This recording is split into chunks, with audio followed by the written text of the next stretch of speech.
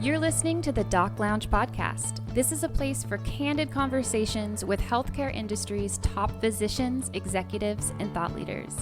This podcast is made possible by Pacific Companies, your trusted advisor in physician recruitment. I am your host, Summer Gilbert, and I am the Director of Marketing and Branding here at Pacific Companies. And co-hosting with me today, I have our Director of Recruitment, Casey Galpin. Today on the podcast, we're talking to Dr. Michael Fenster, Interventional Cardiologist and Professor of Culinary Medicine. He is passionate about how food affects our health, and which led to a website, chefdrmike.com, then which led to a cookbook, Let Food Be Thy Medicine, and now he is filming a health television pilot called Dr. Mike Cooks. We are really excited to have him on the podcast, so let's give Dr. Michael Fenster a warm welcome, and let's get started. And just a quick reminder, this podcast is intended to be an open forum. Any personal beliefs, views, or opinions represented in this episode are that of our guest and do not necessarily reflect the opinions of Pacific Companies. So please have an open mind and remember that this podcast is not a news source, but rather a safe and neutral platform for candid conversations. Thank you so much, Dr. Fenster, for talking with us today. Oh, thank you all for having me today. It's absolutely a pleasure to be here with you. So I'm going to throw this over to Casey to get us started. Yeah, Dr. Fenster, what we like to do is just to give everybody that's listening kind of a basis for you. Can you give us a quick overview of your background, where you grew up, what kind of training you went through, and where you're at now? Well, sure. I grew up all along the East Coast. I was born in South Bronx, me and J-Lo hanging in the hood. Then I grew up in upstate New York, the New Jersey area. And I then moved to Pittsburgh for high school and really was in the South for a good bit after that, attending medical school at the Medical College of Virginia, University of Virginia, where I did cardiology, interventional cardiology, some NIH-sponsored research for a couple of years in microvascular physiology. And then again, I kind of stayed in the South doing my residency at Wake Forest, Bowman Gray Hospital, and then really practiced pretty much in the South, in the Virginia, North Carolina, Georgia, Florida area, doing interventional cardiology. Before I went to medical school, I had picked up a job working in the restaurant industry, which was pretty natural for me. My background, my mom was a great home cook. I remember watching the old shows, Julia Child, Graham Kerr, cooking shows with her. So food had always been a passion of mine. And so I got into the restaurant industry, actually as a dishwasher, then worked my way up to executive chef, and really kept that love of food, that passion for great food and what I call a food experience. And then over the years, though it seems like these are very dichotomous disciplines, interventional cardiology and diet, over the years they've really come back together and melded. And right now I do some locums work, and I also teach culinary medicine, which is an emerging discipline at the University of Montana, and we're in the process. We launched our first class introduction to culinary medicine. A great response from the attendees of the college, and we're in the process now of fleshing that out into a full degree program and offering things like summer intensives in culinary medicine with a certificate, as well as we're going to have a CME program this summer. Wow. That's incredible. So physicians will be able to come up there and get their CME credit and take a culinary medicine class. Correct. So we're going to offer, it should be, I think it's that last week in July. We're looking at July 20th, 2020. A lot of 20s there. July 20th, 2020.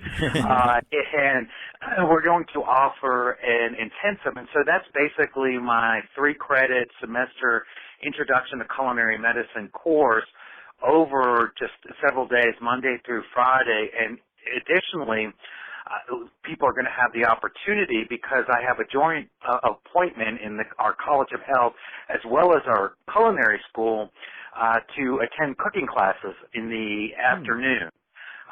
Because it's very important if you're going to go out and teach culinary medicine that you are familiar with the techniques and the methods and really sort of a chef's perspective on things, because that really adds a lot into the equation, into the learning.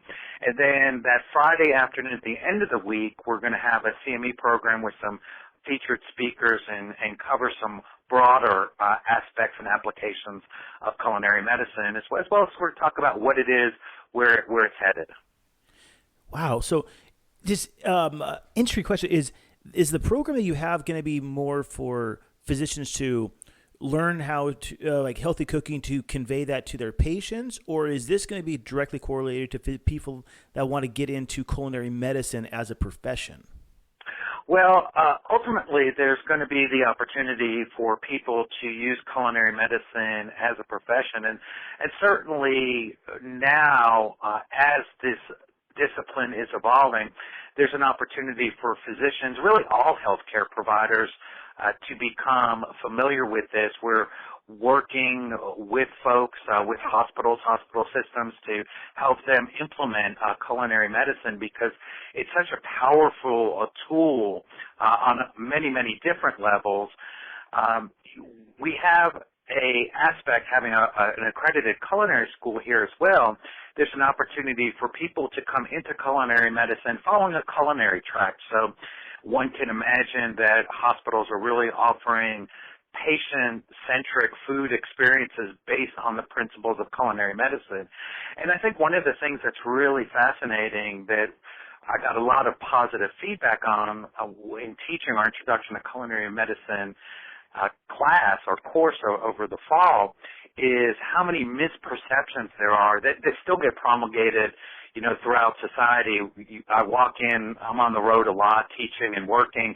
I walk into the hotel and they're offering, the heart healthy choice breakfast, and it's an egg white omelet. And I'm like, Exactly. that's so 1970s. I'm waiting for the disco ball and the Bee Gees to come on over the PA system. So there's really, it's a dynamic field. We're learning things about the gut microbiome. We're learning about nutrigenomics.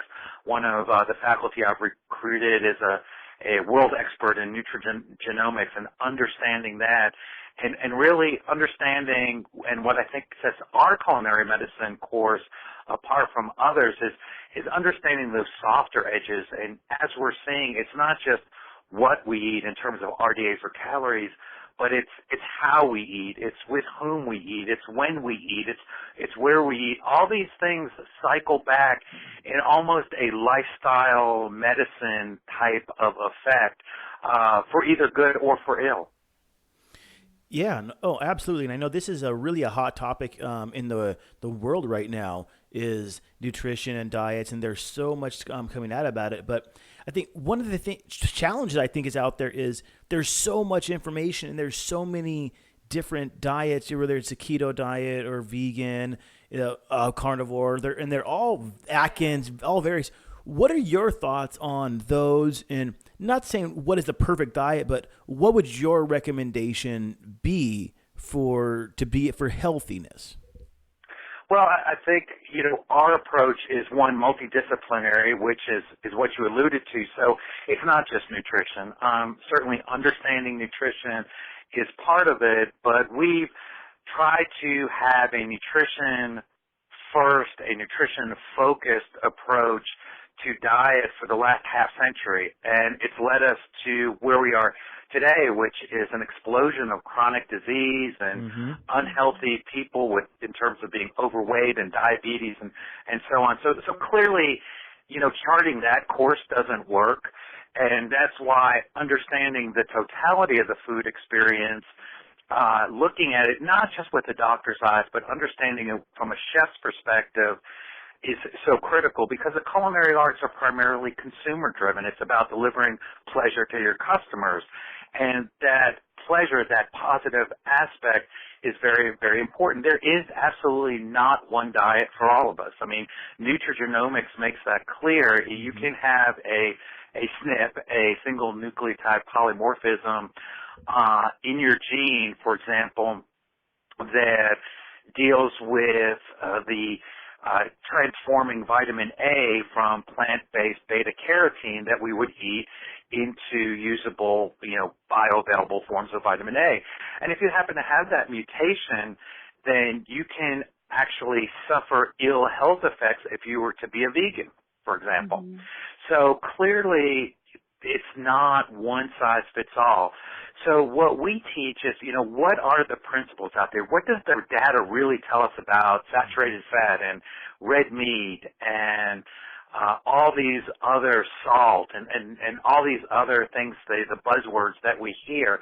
Let's look at the evidence, and then let's make our ingredient selection based on the evidence. And what we're really finding in a nutshell is that it's not about exclusion. As I like to say, there is no salvation in deprivation.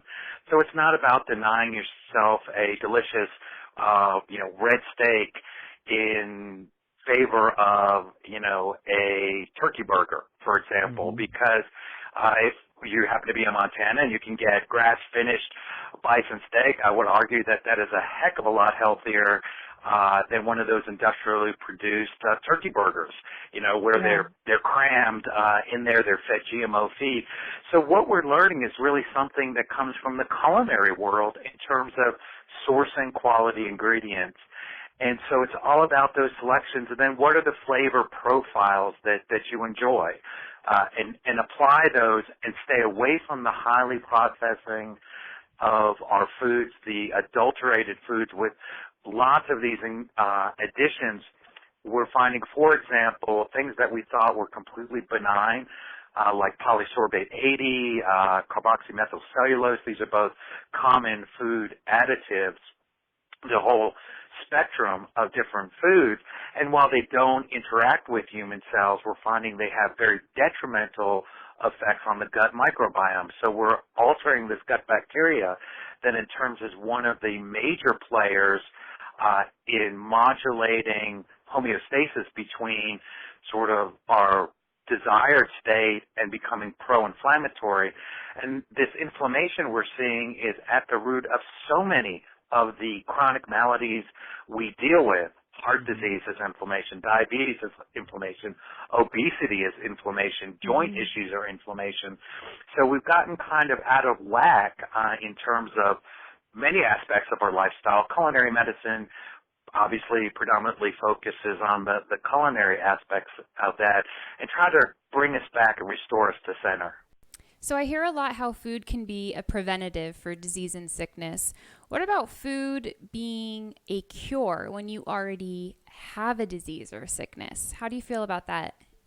There's plenty of great data out there. The PrettyMed group out of Europe has done some phenomenal work looking at what I call the Mediterranean approach to food. And you made a reference to all these diets, and the Mediterranean one is one I like to talk about, because people say, I'm going to put my patients on a Mediterranean diet. And I think, well, exactly what is that?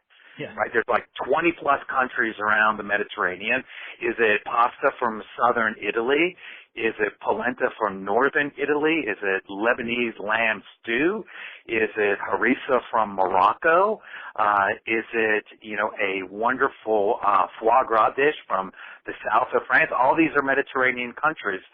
So that's why I specifically say it's a Mediterranean approach, because what we do in culinary medicine, for example, this is a great example, is we look and say, what are the similar things in all these different cultures? Because all these different countries, have a advantage when we look in terms of diet and its effect. And what we find is that the Mediterranean diet is really the Mediterranean approach, which is about consuming fresh, wholesome, authentic foods and avoiding a lot of these processed foods, particularly things like sugar-sweetened beverages or diet beverages and the energy drinks and things that, are so ubiquitous, in the Western diet in the United States. Mm-hmm. So that's the kind of things that we look at. And when we look at a group like the PrettyMed group, what we find is they've actually reversed type 2 diabetes, reduction in hard endpoints like mortality, stroke, heart disease by having people focus on a Mediterranean approach. And in a fascinating corollary to that, one of the things I stress, one of the books I wrote was The Fallacy of the Calorie, how we're obsessed with calorie counting, which reflects nothing about the quality of the foods we eat. They had a 30% reduction in cardiovascular endpoints on an unrestricted Mediterranean diet, meaning nobody kept track of how many calories you ate, because the Mediterranean diet actually contains more fat than the modern Western diet. So, when we sit down and we look at these things, these dictates that come down, from on high saying, you got to cut out the fat of your diet. But wait, people in France and the Mediterranean are eating way more fat than us, and they're much more healthy. So obviously, that should encourage us to dig deeper. We have a tendency when this data comes in, and you've probably heard about the French paradox, and then we talk about the Inuit paradox, and then we've got all these paradoxes, and we just kind of push that data out of the way and say, well, that's odd. There's the obesity paradox. That doesn't even make sense. That's curious. And then we go back to pushing, guidelines and dictates that have really done nothing but drive us to, I would say, the crisis point we face today in terms of health and chronic debilitating disease and cardiovascular disease at the top of that. It's the number one killer in this country. There's 3 of us chatting today. One of us is going to die of heart disease.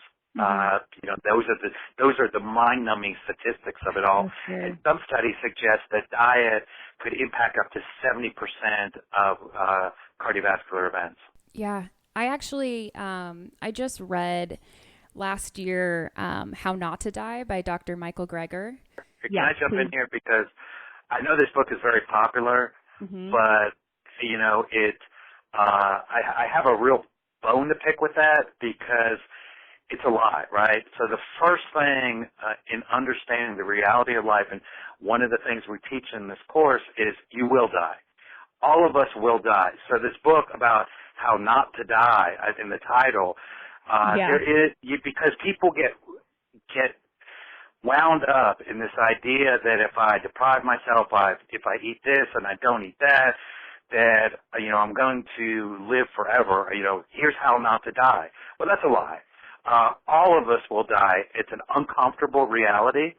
But having trained for decades and decades as a martial artist, being in the healthcare field, I think it's very irresponsible to put that title out because it's something that we really need to address.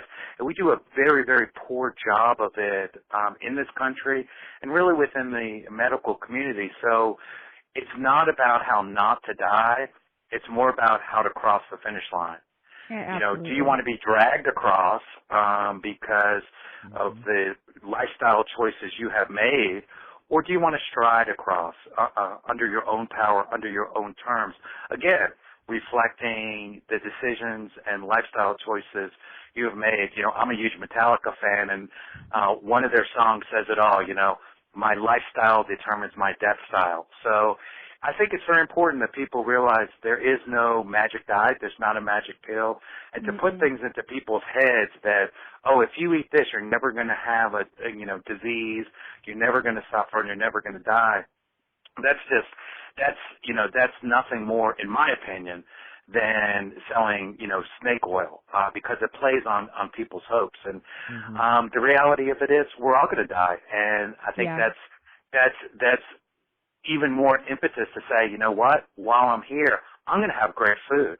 I'm going to make sure that I have time with family and friends. I'm going to enjoy the time here, specifically because it's a limited, invaluable resource. I mean, people talk all the time. Anyone in healthcare who walks through an ICU or a CCU sees it all the time, that time is, our most precious gift, and Absolutely. It's limited, and you can't get it back. So use it wisely. And you know what? I knew that asking that because I think the How Not to Die was obviously me being a marketing director, that was definitely for them being, how do we sell some books? How Not to Die. Exactly. But my question was not to go specifically into what Dr. Greger talks about, but he was inspired to go into this part of medicine because he saw how food completely changed his grandmother's life. Changing her diet. He truly believes that it reversed her cancer and kept her alive she was supposed to die around 50, I believe, remembering correctly, and she lived into her 90s. Do you have anything like that you've seen that's inspired you to get into this even more seriously? There's a great story about a gentleman from Greece, from Ikaria, which is a small island in the Greek archipelago, actually noted for its olive oil and also for the fact that the natives there do a lot of foraging. Most people in the modern West world, certainly in the United States, actually exist on about 10 vegetables, of which corn, wheat, rice, and bananas make up, the top echelon there. So anyway, this guy had emigrated over, and this is actually a well-documented story, and was diagnosed with terminal cancer. And he decided he wanted to die at home. So he went home and got off the modern Western diet and went back to, again, what we would call a Mediterranean approach, is traditional diet of the residents of Ikaria. And he lived like another 40 years into his 90s. And the tumor went away. Wow. And he did nothing other than continue to exercise. I was a very physical kind of guy, did a lot of physical labor. He continued to do that. And he completely changed his diet and went back to eating real foods. And this is something that's also been seen. Are you familiar with the National Geographic's Blue Zone work done by Dan Buteman, I believe? I'm not sure I got his last name right there, but are you guys familiar with that at all? I'm not. No, sorry. Oh, that's okay. It's a great story. It got its name Blue Zones because the people at National Geographic wanted to do some research and do a special on areas of the world where people not only live to be 100 or more, but they're also in great health right up into the end. And so they had a map, and they were identifying these particular pockets around the world, and they had a blue highlighter on the desk, so they circled them in blue, and that's how they became known as Blue Zones. And so Dan's written on this. It's available at National Geographic. They've done a lot of great research. Long story short, what they've found is that there's not one particular diet. There's not one magic elixir, as we've alluded to, but it's a combination of social support. It's a combination of eating wholesome, authentic food. So everywhere they went, these people, whether they ate red meat or they ate vegetables or they ate fish or they drank red wine or they drank rice wine, whatever it was very wholesome, natural foods. And again, they had a very strong social support network, and that's what identified areas of great health, because it was all around the world, so it wasn't somebody's isolated genetics.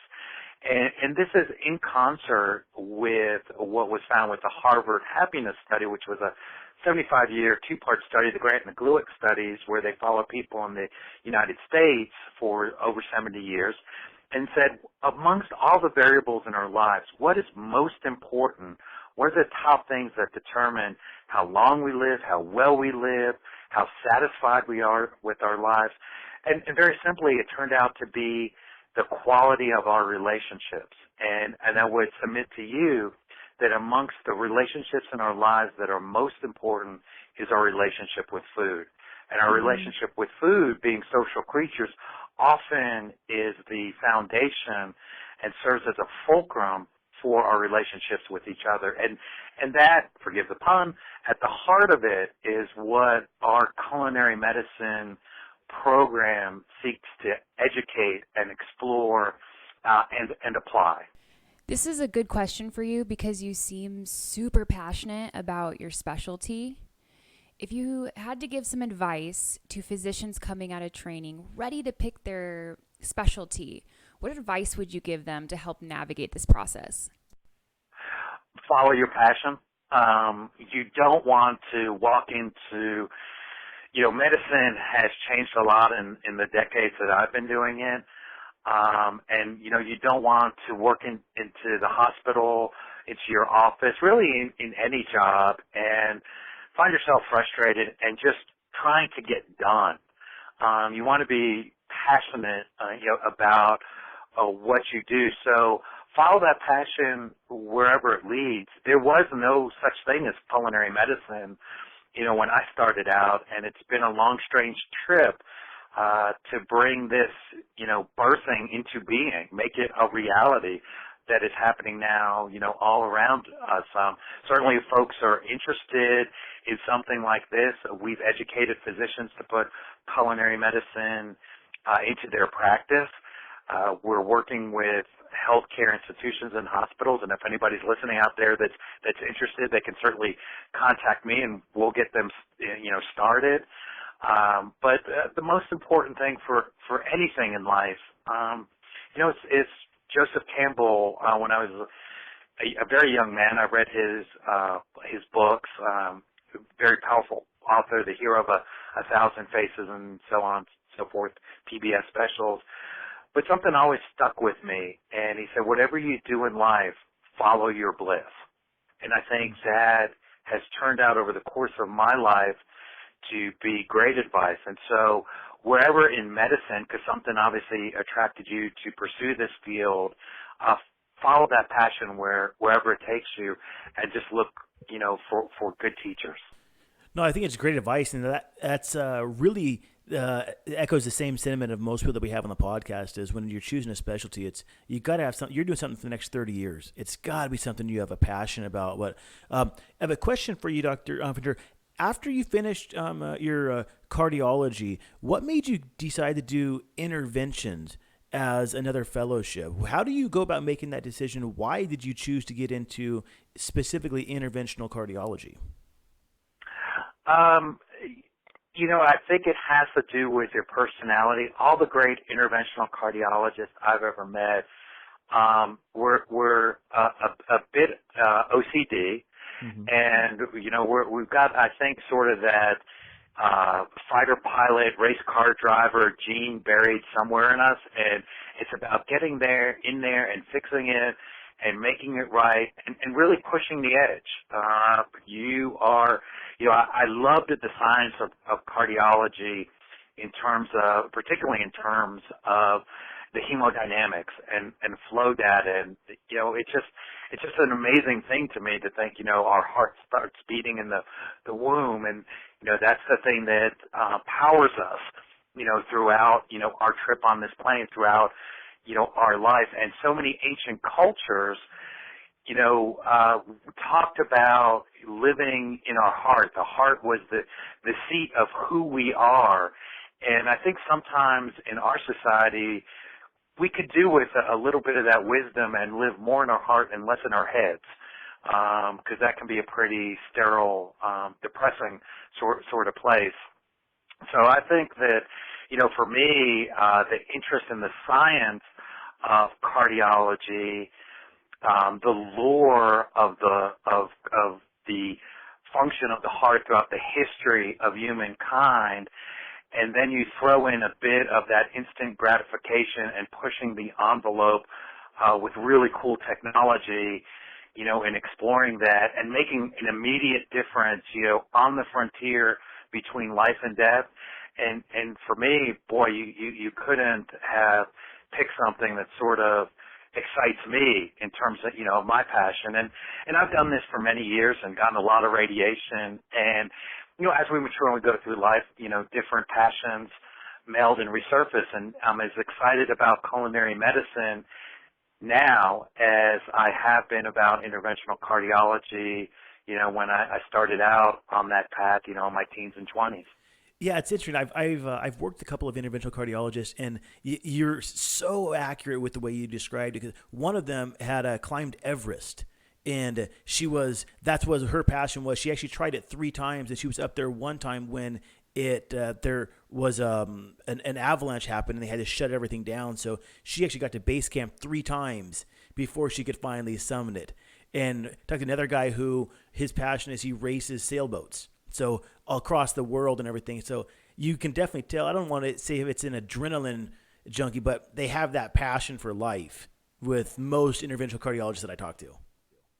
Yeah, there's definitely sort of a thrill gene that I think you have to have. I mean, you talk to a fighter pilot or a race car driver, and they watch somebody wreck. And I remember a quote from the late great Dale Earnhardt, and he said, "Well, they said, wow, you just about wrecked before you won that championship at Atlanta Motor Speedway." And he said, "Well, of course," he said, "I'm a 7-time Winston Cup champion. I can drive it, harder and faster than anyone else can." And he said, "No, I can't."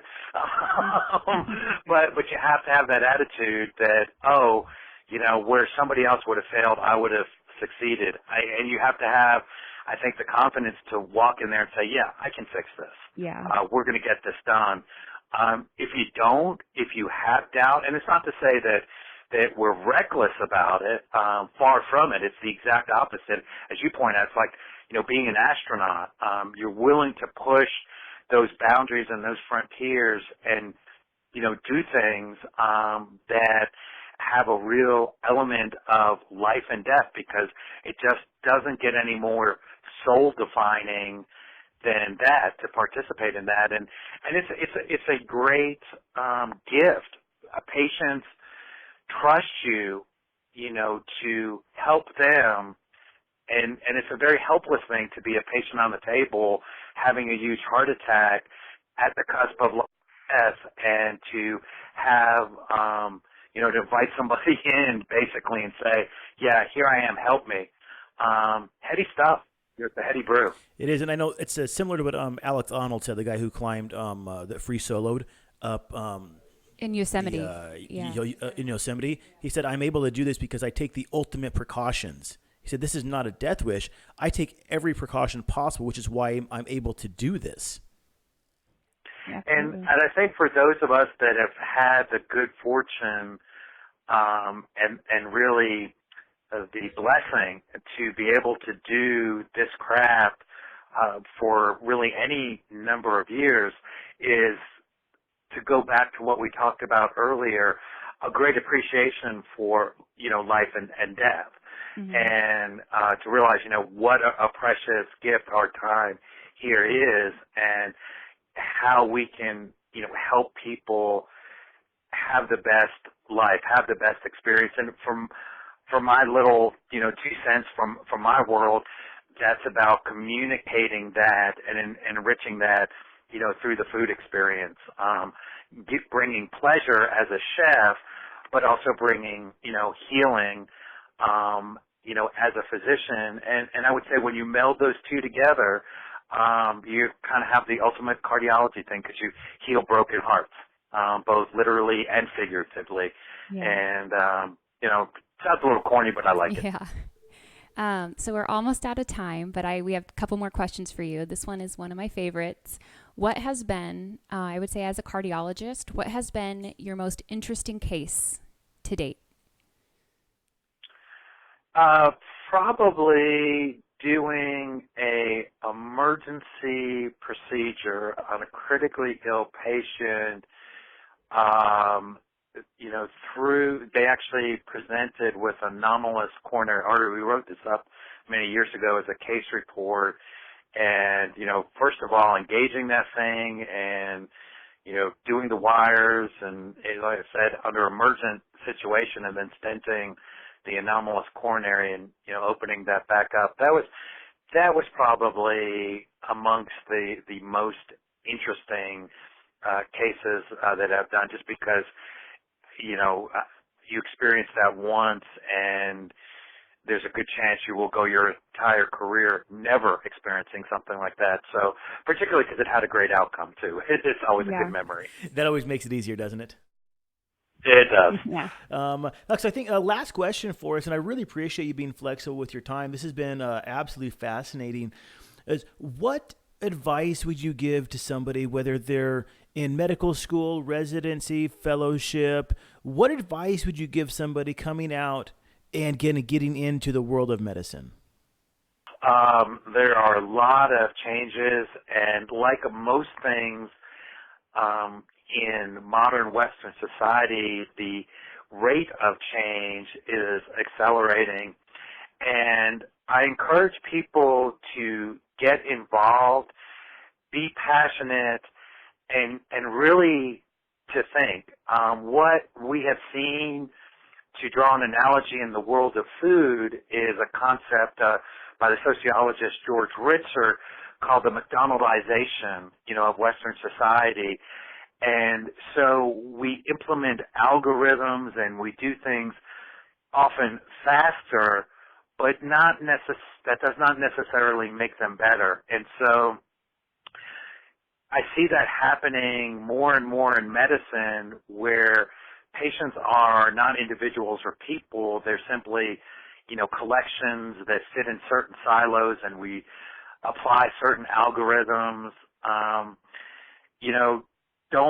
When you go into medicine, don't be a fast food worker and assemble food. In medicine, be a chef and craft something of quality, of individuality, for your patients and your pursuits. Because if we don't do that, I think that what we will find is that we will be replaced, because a computer is much better at sorting and funneling through algorithms than human beings are. And if we lose that touch of humanity in whatever aspect of medicine you decide to go into, we will, in the very near future, probably not my lifetime, but probably in the lifetime of those people entering medical school and residency and things now, within their lifetime, be quickly replaced, by a computer algorithm. And I think that is a great disservice to all of humanity.